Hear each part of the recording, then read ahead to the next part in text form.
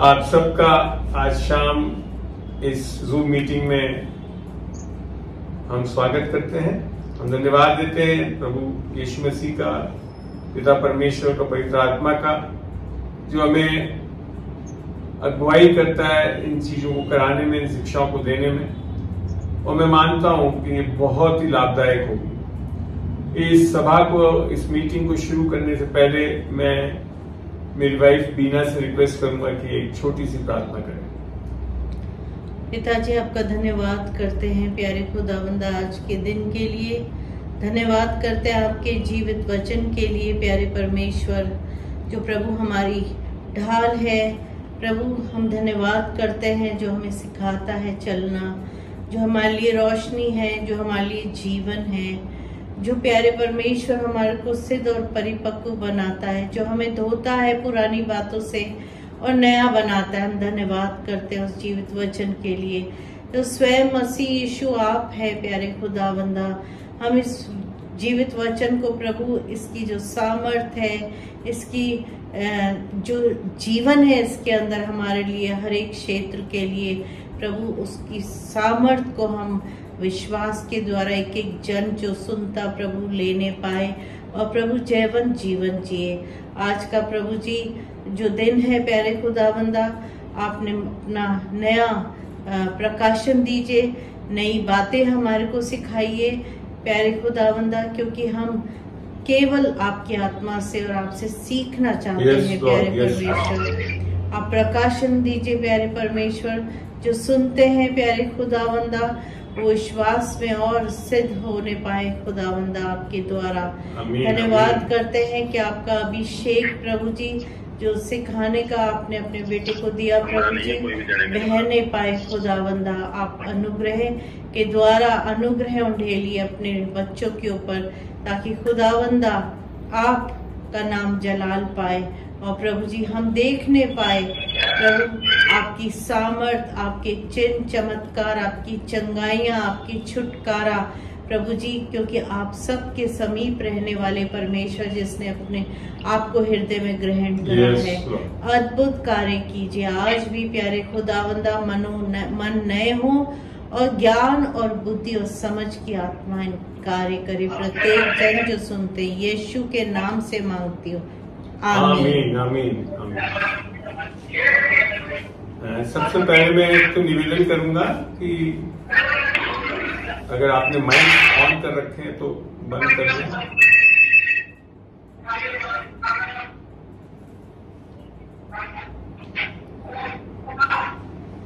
अरविंद जी, रमेश पुनिया जी, मैं आपका mic mute कर रहा हूँ। ठीक, अब सही।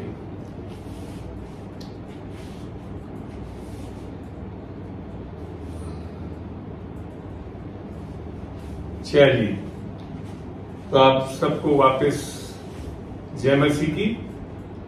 मैं इसमें जब शुरू कर रहा हूं तो उससे पहले मैं ये बताना चाहूंगा कि जो आज विषय है परमेश्वर का भय, इसके अलग अलग पहलू हैं। धर्म में चलने वाले परमेश्वर का भय बड़े अलग तरीके से देखते हैं। जो धर्म में भी नहीं चलते, जो परमेश्वर पे शायद कोई आस्था भी नहीं रखते हैं, वो तो परमेश्वर का भय मानते ही नहीं। मगर आज जो शिक्षा में जब दूंगा तो ये बिल्कुल ही अलग चीज है। जो बाइबल में क्या परमेश्वर का भय है उसके बारे में हम प्रकाशन देना चाहेंगे, शिक्षा देना चाहेंगे, ताकि हम इस महत्वपूर्ण विषय को लेकर, इस बिंदु को लेकर बाइबल से सीख सकें कि क्या क्या फायदे हैं इस परमेश्वर के भय से।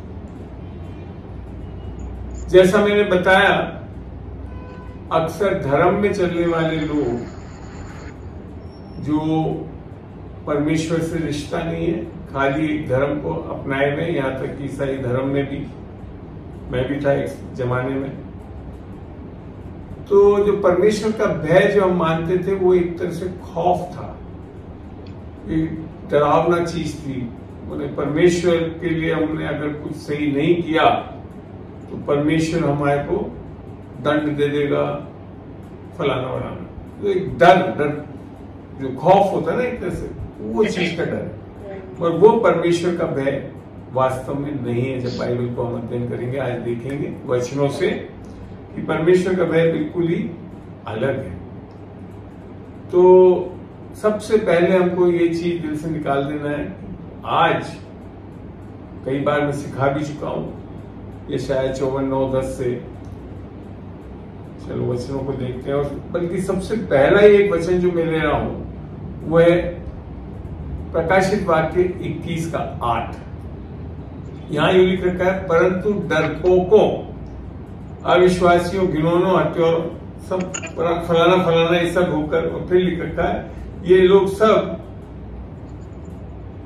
आग और गंधक से जलती रहती है, उस दूसरी मृत्यु में डाले जाएंगे। तो इसमें जो सबसे पहले लोग हैं उनको लिखा है डरपोकों। तो आज जो डर है, परमेश्वर का डर है या भय जो बोल रहे हैं, वहां तो बाइबल यहां बता रही कि इन लोग को तो कहां डाला जाएगा? नरक में। नरक भी नहीं, बल्कि नरक से बढ़कर है वो, जो अग्निकुंड टाइप जो चीज है उसमें डाले। तो ये जो मैं बताया था, ये वो डर है जो इंसान में अक्सर एक खौफ के कारण आता है। हर चीज में हमको एक डर लगता है, यहाँ तक कि परमेश्वर से भी हम डरने लगते हैं कि वो कुछ ना कुछ हमारा बिगाड़ देगा, दंड दे देगा, हमको कुछ ना कुछ करेगा। तो ऐसे लोग तो कहाँ जा रहे हैं? नरक में जा रहे हैं बाइबल के हिसाब से। मगर अब आपको एक दो आयतों से मैं ले आना चाहता हूं, जब आप लोगों को समझ में आएगा। मेरे को ये आयत बहुत अच्छी लगती है बाइबल की। यशाया में चलते हैं हम, ठीक है ना? यशाया 33 का, यशाया 33 खोल लीजिए जो खोलना चाहे, और उसका 6ठी आयत को पढ़ के देखते हैं। यहां यूं लिखा है, और उद्धार, बुद्धि और ज्ञान की बहुतायत तेरे दिनों का आधार होगी। यहोवा का भय उसका धन होगा। क्या लिखा है? धन होगा। भय धन कैसे हो सकता है? और वचन जब बोलता है तो निस्संदेह वो धन होगा। तो यहोवा का जो भय है वो तब हमको समझ में आएगा जब हम इस परमेश्वर को पिता के रूप में, हमारा रिश्ता इससे हुआ हो। परमेश्वर के रूप में नहीं, मात्र परमेश्वर के रूप में नहीं, उसे पिता के रूप में हम रिश्ता पाया हो, अर्थात हमारा उद्धार हुआ हो, हम परमेश्वर की आत्मा के जन्मे हो और हम परमेश्वर के बेटे बेटी होने का हक पा चुके। तब जाकर आपको समझ में आएगा कि परमेश्वर का भय क्या है। आमीन। तो यहां जो मैंने देखा कि इतना अच्छा लिख रखा है कि परमेश्वर का भय तो हमारे लिए एक धन के रूप में है। अब एक और जगह चलते हैं, हम अय्यूब में चलते हैं जो, और उसका हम देखते हैं 28 का 28 देखेंगे। यहां क्या लिखा है? 28 का 28। आराम से धीरे धीरे चलेंगे। यहां यूं लिखा है, तब उसने मनुष्य से कहा, देख प्रभु का भय मानना यही बुद्धि है, और बुराई से दूर रहना यही समझ है। तो परमेश्वर के भय से आप में एक बुद्धि आती है और एक बुराई से दूर रहना, पाप से बचे रह सकते हैं। वो है वास्तव में परमेश्वर का भय। आमीन, है ना? और आज मैं इसकी शिक्षा क्यों दे रहा हूं? क्योंकि बाइबल में भी बताती है। जब हम भजन संहिता 34 को खोलेंगे, भजन संहिता 34, ठीक है, चलते हैं 11 में। यहां क्या लिखा है? हे बच्चों, आओ मेरी सुनो, मैं तुमको यहोवा का भय मानना सिखाऊंगा। आमीन। तो आप तैयार हैं इस विषय को सीखने के लिए? क्योंकि बाइबल भी बता रही है भजन संहिता 34:11 में कि हमको परमेश्वर का भय मानना सीखना चाहिए। आमीन। और तब हम इसके बहुत चीजों के इसके फायदे जो मिलते हैं हमको वो हम आज देख पाएंगे। हमें बहुत प्यारी चीज लिखी हुई है यहाँ पे भय। तो हमेशा आप ध्यान रखिए यहोवा के भय के बारे में आज तो मैं दे रहा हूं शिक्षा, पर आप इस पे और जितना अध्ययन करेंगे उतना आप बुद्धि ज्ञान और इसमें बढ़ेंगे और धन प्राप्त करेंगे। हमें चलिए अब एक और आयत को देखते हैं, भजन संहिता से ही देखते हैं हम। भजन संहिता 25 में चलते हैं और वहां लिखा है, मैं आपको आज की आयतों से सिखाऊंगा, ज्यादा मैं अपने तरफ से नहीं बोलूंगा। यहां लिखा है यहोवा के भेद। देखो यहोवा की परमेश्वर एक बहुत बड़ा भेद है, हर कोई नहीं जानता इसको। यहोवा के भेद को वही जानते हैं। कौन जानते हैं? वही जानते हैं जो उससे डरते हो। ये वो डर को खौफ वाला डर नहीं है, ये इज्जत देने वाला डर है, रेवरेंशियल फियर, ठीक है ना। और वह अपनी वाचा उन पर प्रकट करेगा। परमेश्वर से आपकी क्या वाचा है, क्या संबंध है, वो कब आपको सही पता पड़ेगा? जब परमेश्वर की भय को आप अच्छी तरह समझ जाएंगे। आमीन। अच्छा लग रहा है? बढ़ते हैं आगे। चलिए अब चलते हैं हम भजन संहिता 11 का 10 और देखते हैं। नोट करते जाइए, आपको बहुत अच्छे अच्छे वचन मिलेंगे ताकि आप भजन संहिता 111 का 10, भजन संहिता 111 जी, और इसका 10वीं आयत पे चलते हैं। यहां लिखा है बुद्धि का मूल यहोवा का भय है। विजडम, बुद्धि का मूल यहोवा का भय है। जितने उसकी आज्ञाओं को मानते हैं उनकी समझ अच्छी होती है। तो जब तक आप वचनों को पढ़ोगे नहीं तो आपको समझ में भी नहीं आएगा परमेश्वर की क्या है आज्ञाएं, और वो सब अच्छी होती है, उसकी स्तुति सदा बनी रहेगी। आमीन। अगर हम परमेश्वर में बढ़ना सीखना आगे चलना चाहते हैं तो यहोवा का भय जो है, परमेश्वर का जो भय के बारे में आज हम सीख रहे हैं, उसके बारे में जानना बहुत जरूरी है। और ये भजन संहिता और नीति वचन ने काफी इसका जिक्र करा हुआ है।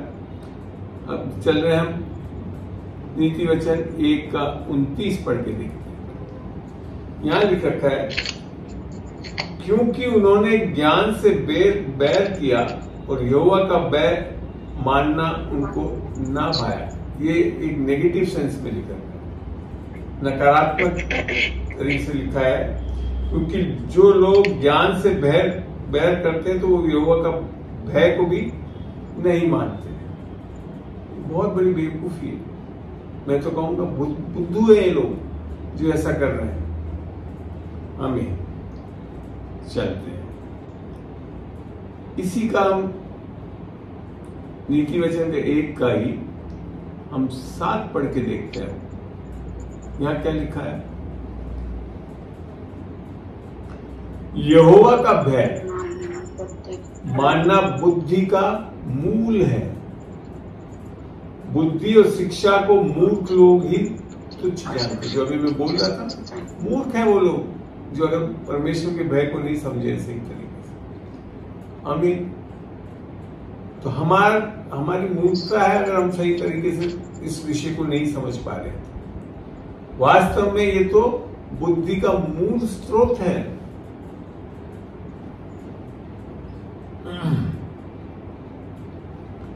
आगे बढ़ते हैं नीति वचन में। नीति वचन का 3 देखते हैं। 3 का 7 पढ़ के देखता हूं।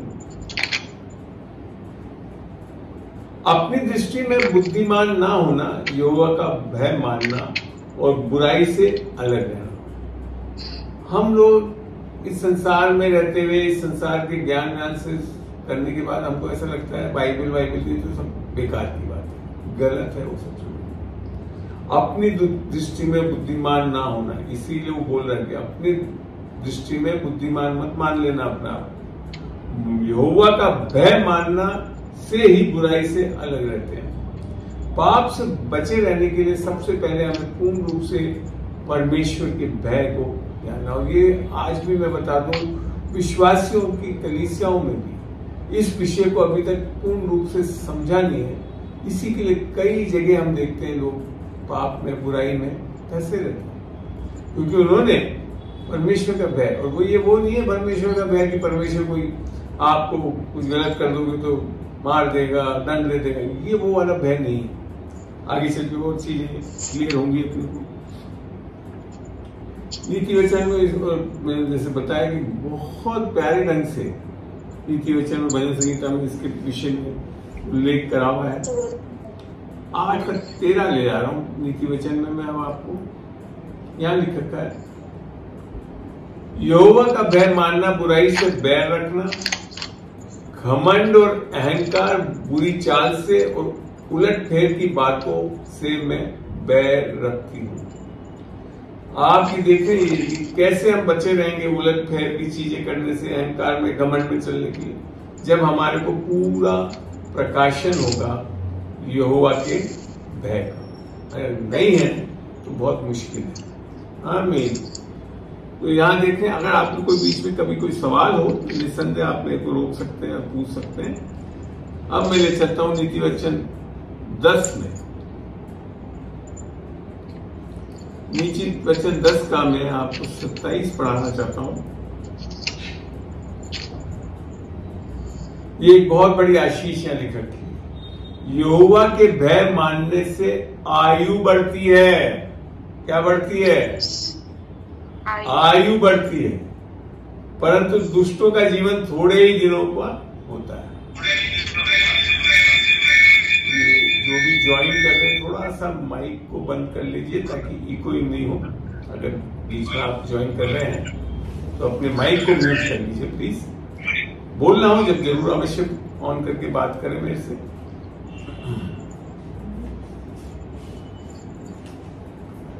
तो यहाँ कितनी बड़ी प्रॉमिस, एक वाचा मिल रही है हमको, यहोवा के भय मानने से आयु बढ़ती है, परंतु दुष्टों का जीवन थोड़े ही दिनों का होता है। कितनी बड़ी आशीष है ये यहोवा के भय से। अब देखते हैं हम नीति वचन 14 में चल के देखते हैं। चलिए नीति वचन 14 और उसका 26 पढ़ेंगे हम। नीति वचन 14 और 26 आराम से खोल लीजिए। यहोवा के भय में दृढ़ भरोसा है और यह उसकी संतान के लिए शरण स्थान होगा। परमेश्वर पे जो भरोसा चाहिए ना हमको, वो किससे आता है? यहोवा के भय से। क्या लिखा है? यहोवा के भय में दृढ़ भरोसा है और ये उसकी संतानों के लिए शरण स्थान होगा। हम बोलते हैं ना, हम परंपरा प्रधान की शरण में जाएंगे। 91 जो है भजन संहिता, वो कब? जब हमको परमेश्वर का भय का सही बोध हो, ज्ञान हो, तब बड़े आराम से हम जा सकते हैं उसके शरण स्थान में। आमीन। चलिए अब देखते हैं भजन संहिता 19 में चल के देखते हैं। एक और आयत जो है 19 का मैं 23 पढ़ रहा हूं खोल के। अब भी तो लंबी आयु की बात करी थी हमने। अब यहां लिख रखा है, यहोवा का भय मानने से जीवन बढ़ता है। आज के दिनों में बहुत लोगों का जीवन घटता जा रहा है ना। पर यहां लिख रखा है, यहोवा का भय मानने से जीवन बढ़ता है, अर्थात एक कोई चंगाई आती है इससे लोगों के जीवन में, और उसका भय मानने वाले ठिकाना पाकर सुखी रहता है। देखिए कितने फैसेट्स हैं, कितने पहलू हैं यहोवा के भय से, कि आपका भय मानने से जीवन बढ़ता है, आपका ठिकाना पाकर सुखी रहते हैं, उस पर विपत्ति नहीं पड़ने की। आने वाले दिनों में, अभी आज ही देखो मानसून से कितनी विपत्तियां आ रही है लोगों के ऊपर। बच सकते हैं हम इससे कब? जब यहोवा का भय जानते और सीख जाए करते हैं। आमीन आमीन आमीन। बड़ा अच्छा लगा मेरे को। अब देखते हैं भजन संहिता 23 को। आपको आज इतनी चीजें मिलेंगी यहोवा के भय के बारे में, जिससे आप पूर्ण रूप से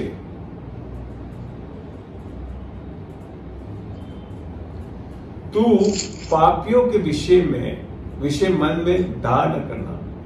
फिर यहां बड़ी चीज लिखी, दिन भर यहोवा का भय मानते रहना। यहोवा का भय एक बार, दिन में एक बार, एक वक्त में मानना नहीं है, ये निरंतर हर दिन इसको मानते रहना, तब जाकर हम ये परमेश्वर की आशीषों में, इसके वाचाओं में चल सकते हैं। तो परमेश्वर का भय लगातार करना है, लगातार उसमें बने रहना है, तब जाकर हमको फायदे की चीजें मिलेंगी। अब देखते हैं हम नीति वचन में ही 16 में चल के देखते हैं एक बार, वहां पे क्या चीज बताता है परमेश्वर का वचन। 16:6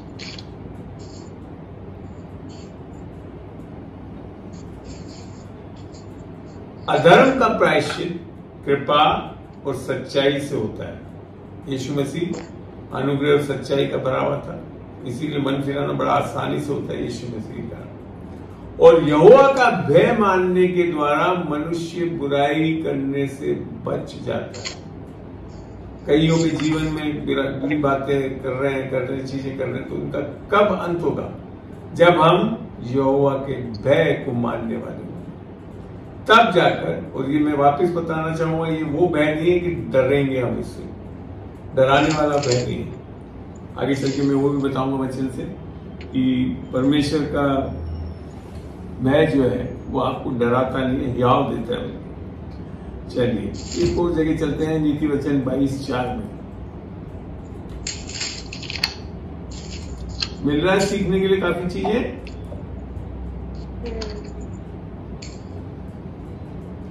अब यहां देखिए क्या क्या फायदे हो रहे हैं यहोवा के भय से। दो चीज बोले, नम्रता, ह्यूमिलिटी, नम्रता और यहोवा के भय मानने का फल। अब कुछ फल की बातें कर रहे हैं। धन, महिमा और जीवन होता है।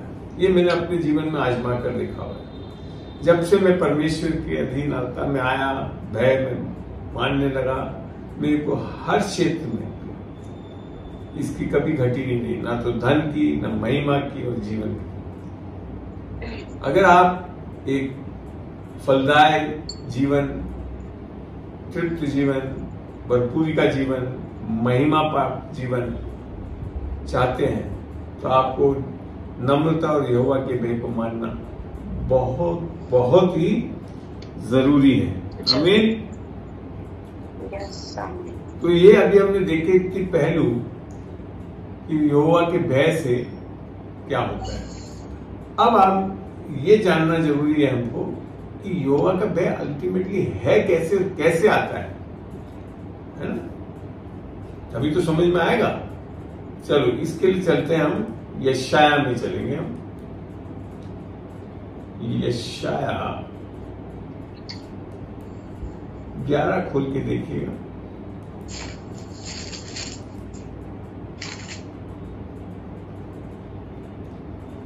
यशाया 11:2 में पवित्र आत्मा के कुछ पहलुओं के बारे में लिखा है।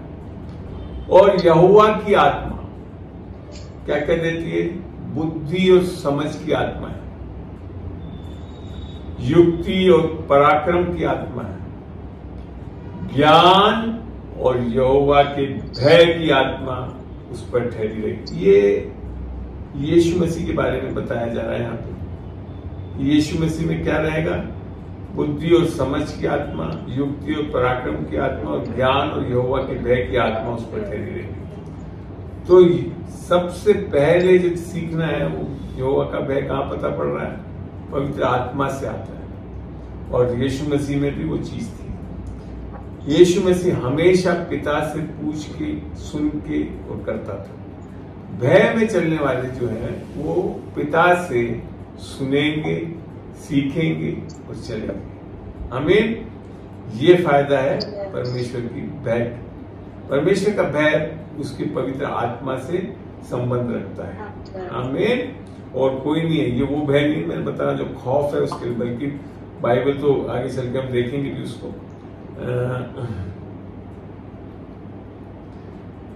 नए नियम में देखते हैं चल के एक जगह से, बहुत अच्छी बात लिखी हुई है। प्रेरितों में चलते हैं, एक्ट्स में, प्रेरितों का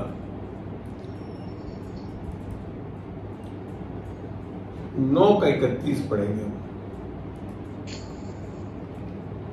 9:31 चलिए खोला, चलते पढ़ते हैं। यहाँ यूं लिखा है, इस प्रकार सारे यहूदिया और गलील और सामरिया में कलीसिया को चैन मिला और उसकी उन्नति होती गई। कलीसियाओं की उन्नति और चैन कब हो रही है? और वे प्रभु के भय और पवित्र आत्मा की शांति में चलती और बढ़ती गई। कलीसिया को बढ़ाने का मुख्य कारण किससे हो सकता है? केवल परमेश्वर प्रभु के भय और पवित्र आत्मा की शांति से। अर्थात यहाँ वो डराने वाला भय नहीं है, ये कोई कंफर्टिंग, आपको एक तरह से उन्नति दे रही और शांति देती है परमेश्वर का भय। हमें ये सबसे बड़ा गुण है परमेश्वर के भय में।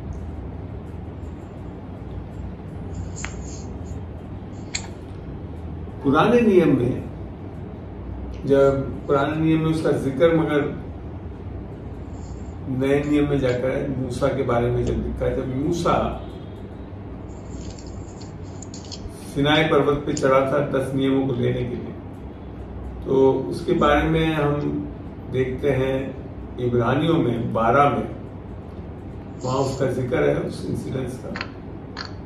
तो 12:21 पढ़ के देखते हैं, देखिए वो मूसा की हालत क्या हो गई थी। पुराने नियम में जब परमेश्वर के भय का यहाँ दर्शन दिया है, और वह दर्शन ऐसा डरावना था, वहां लिखा है कि मूसा ने कहा मैं बहुत डरता और कांपता। तो इसको पढ़ने से ऐसा लगता है डरा रहा है परमेश्वर, और वास्तव में परमेश्वर का भय डराना नहीं है। ये पुरानी बादशाह है जो कि व्यवस्था के अधीन थी, और व्यवस्था के अधीन ये परमेश्वर बिल्कुल ऐसा ही लगता था, क्योंकि क्रोध भी करता था। और उस दिन वहां तो बोला था कि कोई भी पास आएगा तो वो मारा जाएगा। आज नहीं है वो स्थिति परमेश्वर। इसको आगे चल के हम देखेंगे वचनों से। एक जगह से पढ़ते हैं हम, भजन संगीता में चलते हैं। परमेश्वर हमसे सेवा कैसे लेना चाहता है? साम्स 2 और उसका हम देखते हैं 11।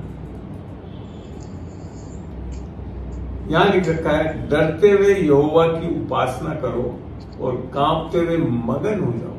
कांपते हुए मगन, डरते हुए मगन कैसे हो सकते हो? तो परमेश्वर का भय डराने वाला भय नहीं है, वास्तव पुराने नियम का है। आपको ध्यान है कि जब हम फिलिपियों में पढ़ते हैं, उसको भी बहुत लोग गलत तरीके से समझते हैं, पढ़ के देखते हैं उसको, जहां पे उद्धार के बारे में लिखा हुआ है। फिलिपियों 2 में चल रहा हूं, 11-12 के आसपास देखते हैं। यहाँ 12 में पौलुस लिखता है, इसलिए हे मेरे प्रियो, जिस प्रकार तुम सदा से आज्ञा मानते आए, वैसे ही अब भी न केवल मेरे साथ रहते हुए, पर विशेष करते अब मेरे दूर रहने पर भी डरते और कांपते हुए अपने अपने उद्धार का कार्य पूरा करते जाओ। डरते और कांपते हुए, इसको हमारी उस मानसिकता से देखेंगे तो ऐसा लग रहा है कि हमको बहुत डरना है और कांपते हुए अपने उद्धार को पूरा करना है। यहाँ उद्धार मिल नहीं रहा, उद्धार पाए हुए व्यक्ति के लिए लिखा हुआ है। और यहाँ जो डरना और कांपना, ये खौफ वाला नहीं है। इसको जब भी आप इंटरप्रेट करें तो हमेशा हमको वचन से, परमेश्वर के वचन से करना चाहिए। मैं जहां तक जानता हूँ उसको बताता हूँ मैं आपको। ये यिर्मयाह में चल के दिखाता हूँ, वहां समझ में आएगा आपको। यिर्मयाह 33 में जा रहा हूँ।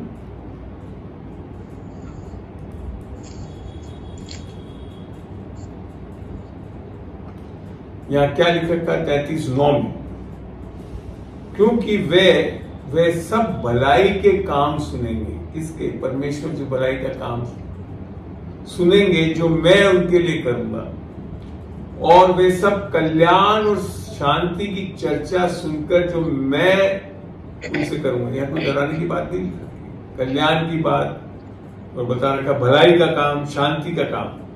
तो क्या लिखा उसके? जो मैं उनसे करूंगा, डरेंगे और थरथराएंगे। तो ये है वो चीज जो वहां पे फिलिपियों में बोला। ये वो डरना नहीं है कि परमेश्वर कोई खौफ ला रहा है और उससे हम डर रहे हैं, थरथरा रहे हैं। जैसे दुष्ट आत्माओं के लिए लिखा हुआ है ना, तुम मानते हो कि एक परमेश्वर, वो भी मानते हैं, वो थरथराते हैं। पर यहाँ जो डरना और थरथराना वो किसके कारण है? परमेश्वर की भलाई से और उसके कल्याण और शांति से। तो ये चीजें समझना बहुत जरूरी है कि हमको बाइबल को संदर्भ से पढ़ना चाहिए, संसार के संदर्भ से नहीं पढ़ना चाहिए। बाइबल को हमेशा बाइबल के संदर्भ से ही पढ़ना और सीखना चाहिए, तब जाकर। तो फिलिपियों में जो वो डरना और कांपना, वो इसके कारण नहीं है कि कोई परमेश्वर डरा डरा कर हमको कह रहा है कि आप उद्धार पूरा करो। और वहां तो एक्चुअली में जब आप वापिस चलता हूँ लेकर आपको बताता हूँ करता भी कैसे है। वहां पे वो परमेश्वर के अनुग्रह से, परमेश्वर की सीख से हो रहा है। 12 के आगे पढ़ के देखते हैं। 12 तो हमने पढ़ ही लिया। अब 13 में क्या लिख रखा है? यहाँ लिख रखा है क्योंकि जब शब्द आता है तो ऊपर वाले वचन से जुड़ा हुआ है। क्योंकि परमेश्वर ही है जिसने अपनी स्वेच्छा निमित्त तुम्हारे मन में इच्छा और काम दोनों बातों के करने का प्रभाव डाला है। जब उसकी भलाइयां सुनते हैं, उसकी अच्छाइयां सुनते हैं, उसकी शांति जब हमको मिलती है, तब हमारे अंदर एक ऐसी इच्छा आती है कि हम बड़े आसानी से जीवन परमेश्वर के लिए जीने वाले होते हैं। आमीन। ये वो डरना कांपना नहीं था जो लोगों के दिमाग में है, डरते डरते कांपते हुए हमारे आपको अपना उद्धार पूरा करना। उद्धार तो मिल गया है। उद्धार मिलने के बाद उद्धार को अपने प्राण और शरीर में प्रकट करने के लिए लिख रखा है। आमीन। आई बात समझ में सिस्टर्स ब्रदर्स? अच्छा लग रहा है? तो मैं यहाँ जो बताना चाहता हूँ, परमेश्वर का भय वास्तव में रेवरेंशियल फियर है। इसको एक आयत से मैं सिखाऊंगा तो और अच्छा लगेगा। ये है, कहाँ पे है, मैं भूल रहा हूँ उस चीज को।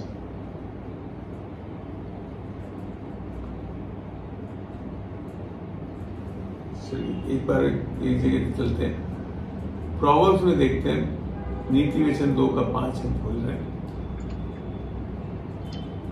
नीति वचन 2:5।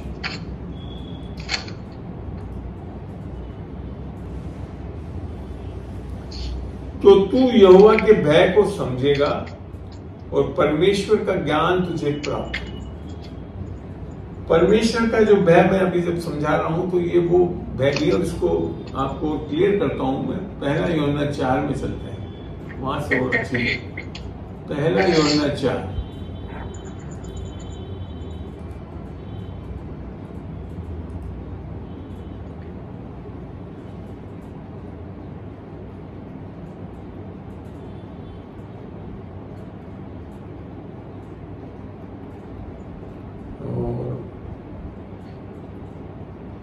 इसको यहां से पढ़ते हैं, 16 से पढ़ रहा हूं। और जो प्रेम परमेश्वर हमसे रखता है उसको हम जान गए और हमें उस पर विश्वास है।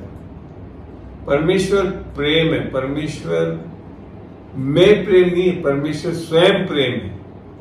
जो प्रेम में बना रहता है वह परमेश्वर में बना रहता है। हम परमेश्वर कैसे बने रह सकते हैं? जब हम परमेश्वर के प्रेम को जान जाएं और उसमें बने रहें तो। और परमेश्वर उसमें बना रहता है। फिर आगे क्या लिखा है? इसी से प्रेम हम में सिद्ध हुआ कि हमें न्याय के दिन डर हो लिखा है, नहीं, क्या लिखा है? न्याय के दिन साहस हो, क्योंकि जैसा वह है वैसे ही संसार में हम भी हैं। हम अब होने वाले नहीं। हम आत्मा में परमेश्वर ने हमारी आत्मा को पूरा नई सृष्टि बना दी, जैसा 2 कोरिन्थियों 5:17 बताता है। और इसके कारण हम आज अभी से जैसा यीशु था वैसे आज हमें आत्मा में, प्राण और शरीर में हम जब तक अपने मन को नया नहीं कर लेंगे पूर्ण रूप से ज्ञान नहीं होता हमारे। मगर आत्मा में हम कैसे हैं? अभी उद्धार पाते ही हम पूर्ण रूप से सिद्ध हैं। क्या बोलते हैं 22 कैरेट के 24 कैरेट गोल्ड, सिद्ध प्योर गोल्ड होता है, वैसे हो जाते हैं और वैसे ही रहेंगे जब हम इस परमेश्वर के पास जाएंगे आत्मा में, प्राण शरीर में नहीं है। और इसीलिए यहाँ लिखा है जैसा वह है वैसे हम भी हैं। किसमें? आत्मा में बनाती जाती है। फिर आगे चौथा 8 में बड़ा अच्छा लिखा है, प्रेम में भय नहीं होता। अब समझ में आ रहा है कि परमेश्वर का भय वो डराने वाला भय नहीं है, खौफ वाला भय नहीं है, क्योंकि प्रेम में भय नहीं होता, वरन सिद्ध प्रेम भय को दूर कर देता है। आप मेरे समझा रहा था ना मैं, हम धर्म में चलते हुए अक्सर परमेश्वर का भय क्या मानते हैं? उससे डरते हुए हमको यही डर लगा रहता है, पता नहीं हम कुछ कर देंगे तो कुछ कर देगा परमेश्वर, पूरा कर देगा हमारा। और यहाँ लिख रखा है सिद्ध प्रेम भय को दूर कर देता है, क्योंकि भय का संबंध दंड से होता है। ये दूसरा वाला भय है, ये परमेश्वर का भय नहीं है। ये जैसा धर्म में चलने वाले लोगों में परमेश्वर का भय मानते हैं, वो गलत मानते हैं। परमेश्वर का भय आपको दंड देने के लिए नहीं करता है, आपको डराता नहीं है। और फिर लिखा और जो भय करता है वह प्रेम में सिद्ध नहीं हुआ। अर्थात अगर हमारे अंदर आज भी परमेश्वर के लिए ऐसा डर बैठा हुआ है जिससे कि हमारे को कुछ हो जाएगा, कुछ कर देंगे, तो वास्तव में हमने परमेश्वर के प्रेम में सिद्धता पाई नहीं है। मैं सही बात बताऊं, परमेश्वर का प्रेम आपके अंदर आया ही नहीं। इसके लिए प्रॉब्लम्स देखते हैं। धर्म में चलने वाले लोग परमेश्वर से बिल्कुल बहुत डरते हैं और इसके लिए जरूर आज्ञाकारी होने की कोशिश करते हैं। आपको पता है सब लोग के अंदर एक भय तो है परमेश्वर का, और वो कौन सा भय है? वो गलत भय है, डरते हैं उससे। परंतु जिसको सच्चा प्रेम परमेश्वर, वो सच्चा प्रेम कब मिलता है हमको? वो जब हम उद्धार पाते हैं और परमेश्वर की आत्मा को पाते हैं, तब वो हमारे अंदर डाला जाता है। देखते हैं पर लोग में 5-5 में जैसे लिखा है, और आशा से लज्जा नहीं होती, क्योंकि पवित्र आत्मा जो हमें दिया गया है नहीं, अंदर दिया जाता है उद्धार पे, उसके द्वारा परमेश्वर का प्रेम हमारे मन में डाला गया है। वास्तव में अभी जब हमने यूहन्ना में पढ़ा तो प्रेम के साथ क्या आ रहा है? परमेश्वर का भय, वो है रेवरेंशियल फियर है, जो कि हमारे अंदर आता है। इसको मैं हिंदी की एक बाइबल का है जिसमें हम वापिस चल रहे हैं यशाया 11 का 2 देखते हुए। इसको एक और दूसरे वर्जन से दिखाता हूं, ERV वर्जन है। यहां बड़ा अच्छा लिखा है, उस पुत्र में यहोवा की आत्मा होगी। यीशु के बारे में लिख रखा है, वह आत्मा विवेक, समझबूझ, मार्गदर्शन और शक्ति की आत्मा होगी। वह आत्मा इस पुत्र को यहोवा को समझने और उसका आदर करने में सहायता करेगी। यह है परमेश्वर का भय। परमेश्वर के भय से हम ऑटोमेटिकली परमेश्वर को आदर देते, उससे डरते नहीं, डरते। हमें अब समझ में आ रहा है आपको कि परमेश्वर का भय क्या है? वो वास्तव में रेवरेंशियल फियर, आदर करने की सहायता देती है। परमेश्वर ने इतना सब भलाई का काम कर दिया, इसके लिए हमको आदर देते हैं कि हमारे लिए उद्धार दे दिया, हमारे लिए चंगाई दे दी, हमारे लिए सब कुछ दे दिया यीशु मसीह कर दिया। इसमें लिखा है जब परमेश्वर ने अपने निज पुत्र को मुफ्त में दे दिया आपके लिए, वो क्यों ना करके और सब कुछ मुफ्त में दे। वो है वो परमेश्वर का भय। वो परमेश्वर का भय भी एक दान है जो कि पवित्र आत्मा के द्वारा प्रेम जो डाला जाता है उसके साथ साथ हमारे हृदय में आता है। तब हम जाकर बड़े आसानी से परमेश्वर के भय के कारण लंबी आयु जितनी चीजें आज मैंने बताई वो कर सकते हैं। नए नियम में आकर एक जगह बड़ा लोगों में कंफ्यूजन है, विशेषकर पति पत्नी के बीच में जो सबमिशन की बात आती है, अर्थात अधीनता में चलने की बात आती है, उसको कंफ्यूज करते हैं लोग बार एक आयत से। वो है इफ्सियों 5 में चलते हैं हम, और उसका जिसको अक्सर गलत समझते हैं लोग बार, वो है 22 को। यहां लिख रखा है, हे पत्नियों, अपने अपने पतियों के प्रति ऐसे समर्पित रहो जैसे तुम प्रभु को समर्पित होती हो। पहली बात, अपने अपने पति के, हर दूसरे पतियों के लिए अपने पति के समर्पित। तो यहां ये माना जाता है कि पत्नियों को पति के समर्पित रहना है ना। इसको पढ़ने से ऐसे ही लगता है। मगर ये आयत के पहले वाली, इससे पहले वाली आयत एक और बहुत चीज बन गई थी। मसीह के प्रति, ये सॉरी मैंने कहा ना, वर्जन का फर्क पड़ जाता है। यहाँ लिख रखा है, 22 में तो लिखा है, हे पत्नियों अपने पति के ऐसे अधीन रहो जैसे प्रभु के। मगर 21 में क्या लिख रखा है, और मसीह के भय से। अब पति पत्नी के लिए नहीं लिख रखा है, एक दूसरे का अधीन हो, अर्थात हर किसी को एक दूसरे के अधीनता में चलना है। तो कहां से पत्नियां खाली अधीन रहेगी और पति आराम करते रहेंगे, ऊंचे रहेंगे, ऐसा नहीं लिखता है। पहला क्या बता रहा है, और मसीह के भय से एक दूसरे का अधीन हो, और जब ये भय होगा तब पत्नियां अपने पति के ऐसे अधीन रहेंगे जैसे प्रभु। आई बात समझ में आई, संदर्भ समझ में आया। कई लोग इस आयत को लेकर पति लोग विशेष, जहां पत्नी को खाली हमारे अधीनता में रहना है, ऐसा नहीं बोल रहा वचन। वचन तो बोल रहा है आप सबको एक दूसरे के अधीनता में रहना, अर्थात पति को पत्नी के भी अधीनता में रहना है। क्योंकि ऊपर का आयत तो यही समझा रहा है ना, एक दूसरे के अधीन रहो। तो बाइबल में जब हम पढ़ते हैं, अध्ययन करते हैं, तो खाली एक आयत को लेकर अपनी डॉक्ट्रिन नहीं बना लेना चाहिए, अपने सिद्धांतों को नहीं ढाल लेना चाहिए। उसके आगे पीछे क्या है, किस संदर्भ से लिखा गया, उसको देखना चाहिए। और इस तब जाकर हम परमेश्वर के भय को समझ के इस सब चीजों में जो बड़े आसानी से आप अपने उद्धार का कार्य पूरा करते जाएंगे। क्यों? क्योंकि परमेश्वर का भय आपको सब सिखाता है, पढ़ाता है, बुद्धि देता है, ज्ञान देता है, पवित्र आत्मा की अगुवाई देता है। तो यहां पे अब आपको मैं एक जो हम चाहते हैं कि जब परमेश्वर का भय, वो रेवरेंशियल फियर है, वो आदर लेने वाला भय है, वो हमारे को डराता नहीं है, क्योंकि परमेश्वर हमसे असीम प्रेम करता है, वो आज हमसे नाराज नहीं है, क्योंकि यीशु मसीह ने उसके सारे दंड को ले लिया अपने ऊपर। और हमको आज क्या मिल रहा है?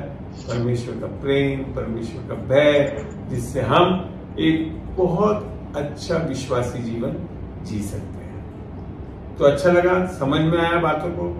अगर अब आपकी कोई सवाल तो निस्संदेह आप पूछिए, ताकि उसको उत्तर दे सके। मैं जो भी पूछ रहा पहले वो एक जन उस माइक को ऑन करें, एक एक करके करें, थोड़ी सी तसल्ली से। मैं अभी बैठा हूं, समय बहुत है हमारे पास, आराम से हम कर सकते हैं इस चीज को। चलिए, किसी को कोई सवाल है, कोई पूछना है या कोई बोलना चाहता है भय के बारे में भी, तो आप सादर बोल सकते हैं जी।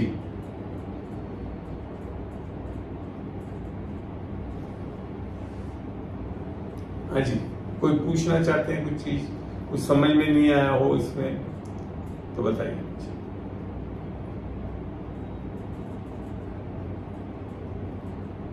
स्पष्ट, सचमुच में परमेश्वर का भय समझ में आ गया। आज इन आयतों को लेकर आप अध्ययन करें, और भी ढूंढिए, और भी बढ़िए। मैंने तो बहुत बहुत लिमिटेड आपको आयतें बताई हैं, जिससे कि आपको एक ज्ञान मिले, एक समझ मिले कि परमेश्वर का भय है क्या। संसार, देखो, एक तो है परमेश्वर का भय, ये आपका भय नहीं है परमेश्वर, ये परमेश्वर का भय है। तो ये परमेश्वर की ओर से होता है, आपकी ओर से। वास्तव में अगर आप एक आयत को देखेंगे, मनुष्य का भय भी होता है, उसको भी दिखाता हूं मैं, और एक दो चीजें और भय के बारे में हम चर्चा करेंगे। चलते हैं प्रोवर्ब्स, मेरे ख्याल से 25-29 में, 29-25 में होगा। एक मिनट में निकालता हूं, 29-25 में होगा, 29 का 25। यहां क्या लिख रखा है? परमेश्वर का भय। यहां लिख रखा है मनुष्य का भय। ये परमेश्वर का भय नहीं है, मनुष्य का भी भय होता है। और जब मनुष्य का भय होता है, जो हम अक्सर है संसार में करते हैं, लोग डराते हैं, सब कुछ करते हैं। मनुष्य का भय खाना फंदा हो जाता है, अर्थात शैतानी है, उससे आप फंदे में फंस जाएंगे। परंतु अब एक नई चीज लिखी, परंतु जो यहोवा पर भरोसा रखे, हमने पढ़ा था परमेश्वर का भय भरोसा करवाता है परमेश्वर, अर्थात परंतु जो यहोवा का भय रखता है उसका स्थान ऊंचा किया जाता है। आमीन। तो हमको मनुष्य के भय में नहीं आना है। समझ में आ रही बात? हमको परमेश्वर का भय समझना है, जो कि एक वरदान है आत्मा के द्वारा, उसको लेना है। बाकी पर बाइबल बताती है, दूसरे जब डर की बात करते हैं तो पहला तीमुथियुस 2:7 में है हमसे,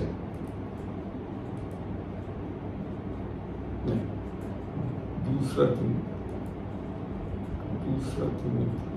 1:7। मैं भूल रहा हूं, किसी को ध्यान हो तो बता दें।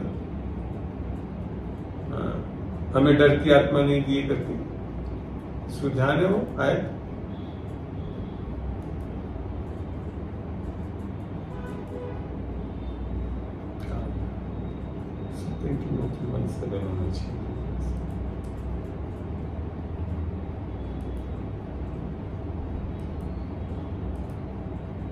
हाँ, दूसरा तीमुथि 1:7 में क्या लिख रखा है? क्योंकि परमेश्वर ने हमें भय की नहीं पर सामर्थ। परमेश्वर का भय अलग चीज है, और ये दूसरा भय जो डर है एक शैतानी ताकत है। आमीन। यहां लिख रखा है परमेश्वर ने हमें भय की नहीं पर सामर्थ और प्रेम और संयम की आत्मा दी।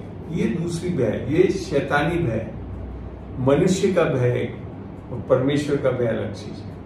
तो आप समझ में आ रहा है आपको? भय अलग अलग रूप से। और जब आप परमेश्वर के मनुष्य के भय में और ये शैतानी भय आता है तो बहुत चीजें होती है जो बुरी होने लगती है। जैसे अय्यूब में लिख रखा है, अय्यूब में चल के देखते हैं 3:23।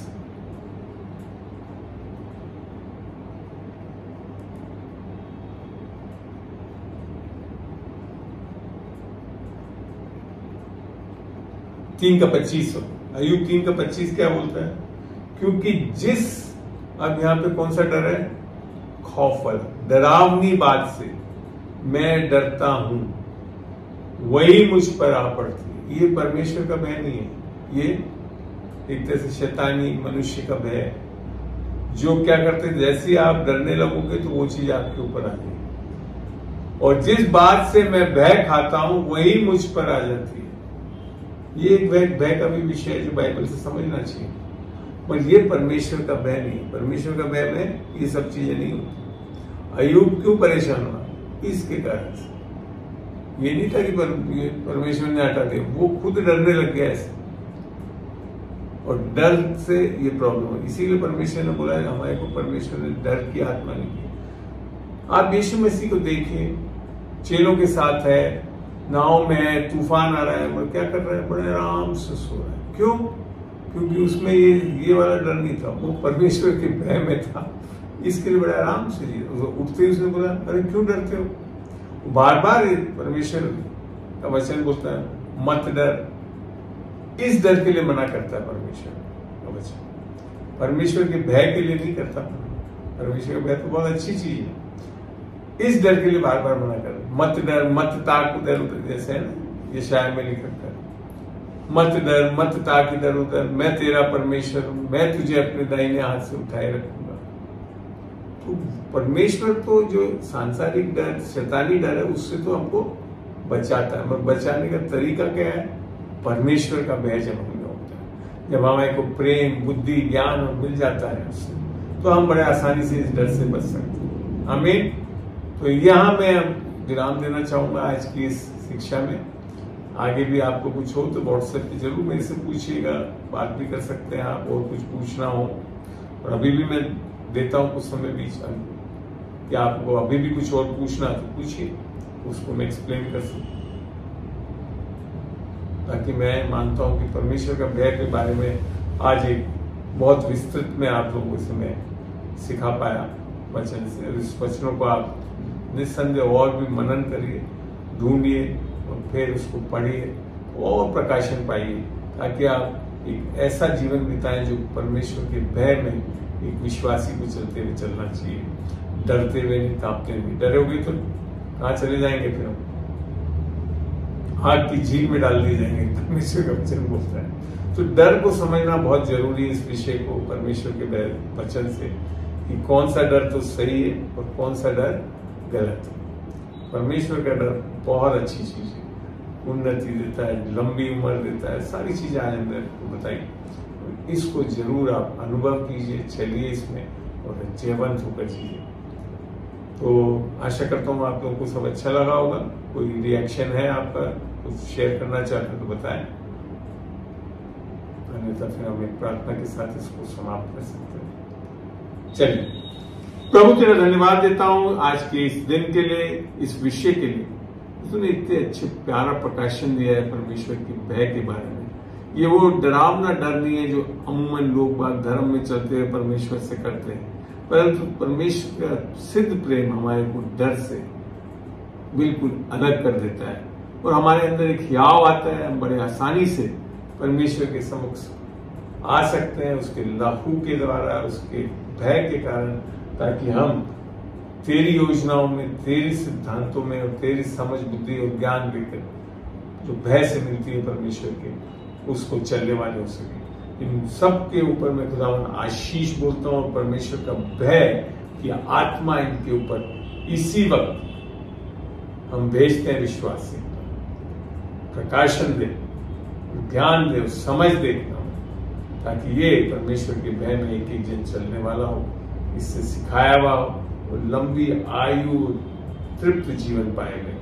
यीशु के नाम से मैं मांगता हूँ, आमीन, आमीन, आमीन। Praise the Lord brother. Praise the Lord sister. कैसा लगा आप?